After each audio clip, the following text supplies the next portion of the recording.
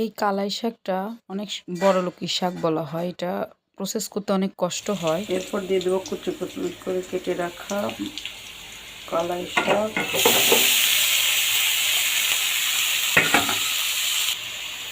স্বাদ মতো লবণ দিয়ে দিচ্ছি। কালাই শাকটা তেলে দেওয়ার পর ঢেকে দিতে হয় না। ঢেকে দিলে এটার কালারটা হচ্ছে অনেকটা হলুদের মধ্যে হয়ে যায়। তার জন্য না ঢেকে দিয়ে এইভাবে সিদ্ধ করে নিয়ে ভালো করে নাড়তে হবে। এমন করে ভাজা ভাজা হয়ে গেলে তখন এটার মধ্যে একটু ময়দা আর একটু ভাজা জিরে দিয়ে মিক্সড করে নিয়েছি, এটা দিয়ে দেবো।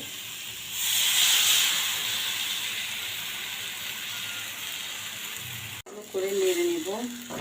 এইরকম হবে। এটা হচ্ছে কালাই শাকের ঘন্ট বলা।